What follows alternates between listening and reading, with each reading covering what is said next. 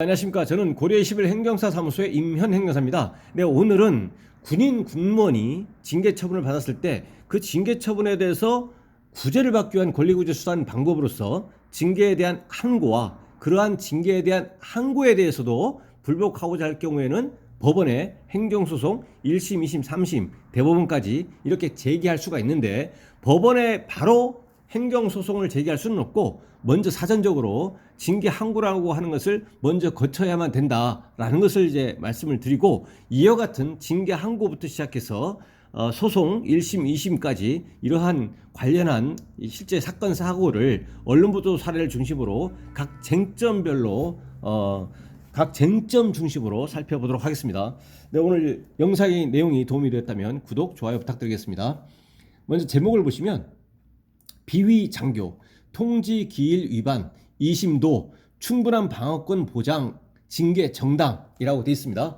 예, 그 내용을 계속 보시면 항소심 법원이 비위 행위가 있는 육군 장교에게 징계위원회 출석 요구서 통지 기일을 어겼더라도 의결 과정에 충분한 진술 방어권을 보장해주고 내린 징계 처분은 적법하다고 내린 1심과 같은 판단을 내렸다.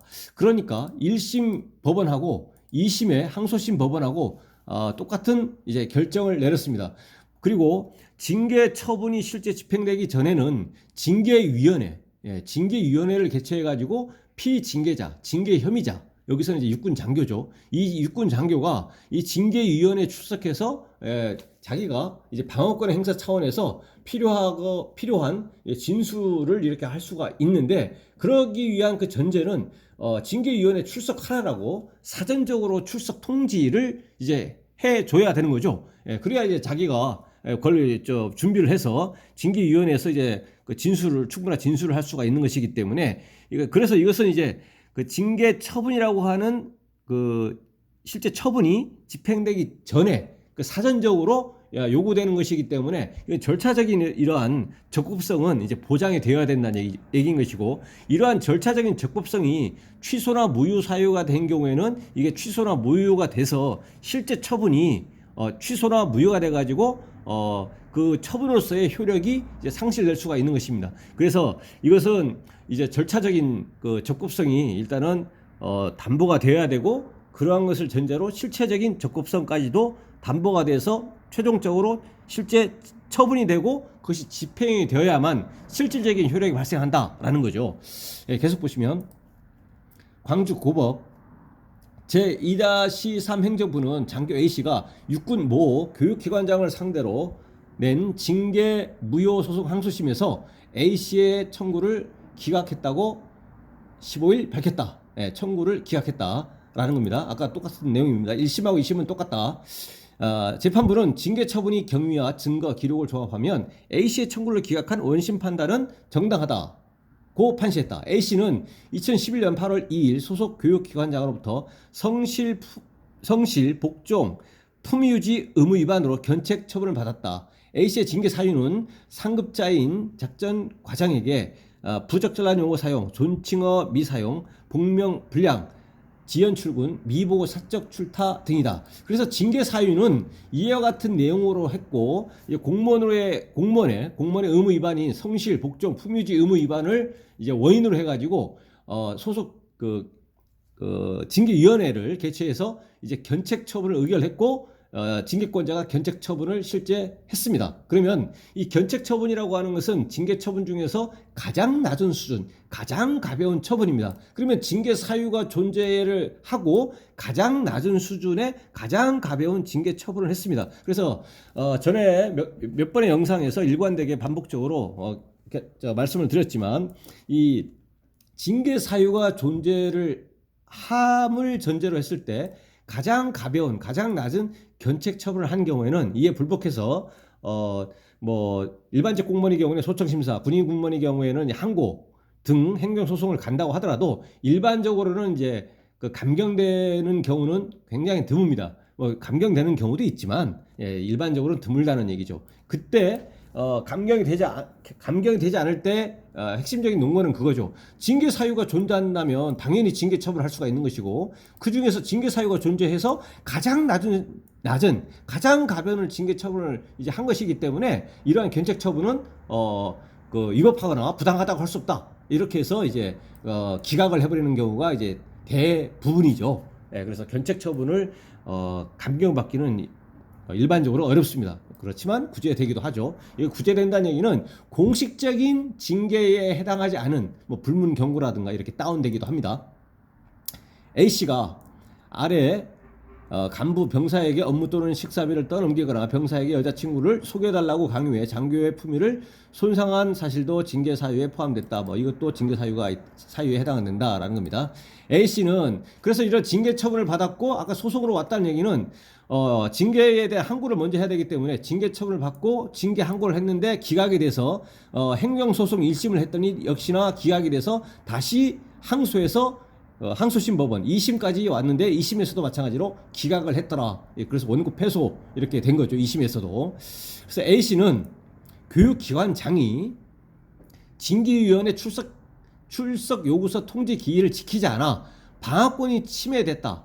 절차적인 하자, 절차적인 위법성이 있다라고 주장을 하는 겁니다. 침해됐다며 징계 무효를 요구하는 행정소송을 냈다. 군인 징계령 제9조 제1항상 징계위원회 개최 3일 전 징계위원회 개최 3일 전 심의 대상자에게 징계 혐의자에게 피징계자에게 출석 통지서가 도달해야 하지만 2일 전에 받아서 3일 전에 해야 되는데 왜 2일 전에 받을 수 있도록 했느냐라는 거죠. 그래서 명백한 하자가 있다라고 주장하는 겁니다. 그래서 절차적인 하자에서 중대하거나 중대 명백한 하자가 있으면 그 처분은 이제 그 무효 사유가 이제 될 수가 있는 거죠. 예, 그것을 주장한 거죠. 사실상 여기서는 그 실체적인 위법성이 아니라 절차적인 위법성을 여기서는 이제 주장을 한 겁니다. 1심은 이 사건 처분에는 출석 요구서 통지 기일을 위반한 하자가 있다. 1심에서도 일단은 처음에 인정을 했습니다. 하자가 있지만 왜냐하면 3일 전에 받아야 되는데 2일 전에 받을 수 있도록 했기 때문에 A씨는 징계위원회 개최 전 닷새 전에 감찰 조사를 받았다. 이 통지와 별개로 징계위원회 개최하기 전에 감찰 조사를 먼저 받으면서 내가 비위가 이렇게 있기 때문에 앞으로 징계위원회가 개최돼서 내가 징계 처분을 받겠다. 이렇게 어느 정도 다 얘기를 할 수가 있는 거거든요. 감찰 조사를 받았다. 그리고 이러한 과정에서 감찰 조사를 받는 과정에서 이러한 징계 사유가 된 문제 행위를 인정했다. 나도 잘못했다라고 인정했다는 얘기죠. 그렇다면 향후에 감찰 결과에 따라서 일정한 처분을 받으리라는 것을 충분히 예측할 수 있었다는 얘기죠. 충분히 예측할 수 있었기 때문에 내가 징계 위원회 개최가 되는 것을 뭐 늦게 간다거나 몰랐다거나 해가지고 내가 방어권을 행사할 수 있는 것이 심대하게 부당하게 침해됐다고 보기에는 어렵다는 얘기죠. 왜냐하면 이미 다 알고 있고 본인 스스로 다 예측할 수 있기 때문에. 1심은 A씨는 징계위원회에 출석해 의견을 진술하며 그리고 징계위원회에 또 출석했습니다. 출석하지 않은 것이 아니고 이 개최 통지서를 못 받았다거나 그런 것도 아니고 위원회에 출석해서 의견을 진술하면서 절차적 보장을 충분히 받았고 출석 통지 절차의 이의를 제기하지도 않았다는 얘기죠. 거기서 징계위원회에 출석해가지고 출석 통지서를 3일 전에 받아야 되는데 왜 2일 전까지 받도록 했느냐, 이거에 대해서 이의도 안 제기했다는 얘기죠. 오히려 징계 심의 대상 혐의 사실을 전부 다 모두 인정하면서 반성하는 태도를 보였다. 이러한 과정을 고려하면 출석 통지 절차 하자, 절차적인 하자죠. 절차적인 위법성 하자로 A씨 방어권이 심각하게 침해됐다고 보기 어렵다. 절차상의 하자는 모두 치유됐다고 봄이 상당하다고 판시했다. 그래서 이런 것들이 이제 그 방어권 행사를 하기 위해서 보장되어지는 것들인데 본인이 다 스스로 징계위원회 출석해가지고 전부 다 이제 진술하고 이의도 제기하지 않았고 오히려 또 반성하는 태도를 보였고 이렇게 했기 때문에 절차적인 하자 때문에 그 A 씨의 그 방어권이 심각하게 침해됐다고 볼 수 없고, 그렇다면 실제로 절차적인 하자는 모두 치유된 거다라는 거죠. 그러니까 절차적인 하자는 뭐 하자가 없었던 걸로 간주된다 이런 것입니다. 그렇기 때문에 절차상의 하자는 인정되기는 어렵다. 치유가 됐기 때문에 라는 거죠. 그런데 만일 절차적인 하자가 중대 명백하게 해서 뭐 무효가 된다거나 이렇게 되더라도 실질적인, 물론 이제 다른 단계별로 여러 가지가 있는 그런 행정처분이 이제 여러 개가 이렇게 복합적으로 되어 있는 경우는 좀 다른데, 이런 경우이거나 또는 이제 하나의 행정처분이 있는 경우에는 절차상의 하자를 원인으로 해서 위법이 됐다거나 취소나 무효 사유가 됐다고 하더라도 이러한 불복 절차에서 통해서 절차상의 이거 위법이다 이렇게 해서 이 건이 항고도 마찬가지고 이 건이 이 A씨 그러니까 A씨한테 한 징계 처분은 절차상의 위법을 원인으로 해서 이 처분은 위법하다라고 해서 승소를 하더라도 실체적으로는 이겼다고 볼 수는 뭐 단정할 수 없습니다. 왜냐하면 절차상으로 하자로 인해서 위법성이 있다는 것이기 때문에 행정청 입장에서는 그 위법성 그거를 다시 그 이후에 보완해서 다시 재처분을 할 수가 있습니다. 그러니까 A씨는 여기서 내가 출석하라고 하는데 그 출석하라는 통지도 안 하고 징계처분을 해버렸다. 예를 들어서 그러면은 나중에 이 소송 끝나고 나서 행정청에서는 제대로 출석 통지를 합니다. 절차적인 하자가 없도록 그거를 전부 다 하고 나서 다시 재처분을 할 수가 있습니다. 다시 징계를 할 수가 있다는 얘기죠. 예. 그래서 이게 절차적인 하자에 대해서는 그 이후에 절차적인 하자를 다시 보완해서 재처분을 할 수가 있는 그런 사안입니다. 그래서 여기서는 어쨌든 결론적으로 징계 처분에 있어서 절차상의 하자도 인정될 수 없다. 결론적으로 그렇게 해서 이 견책 처분은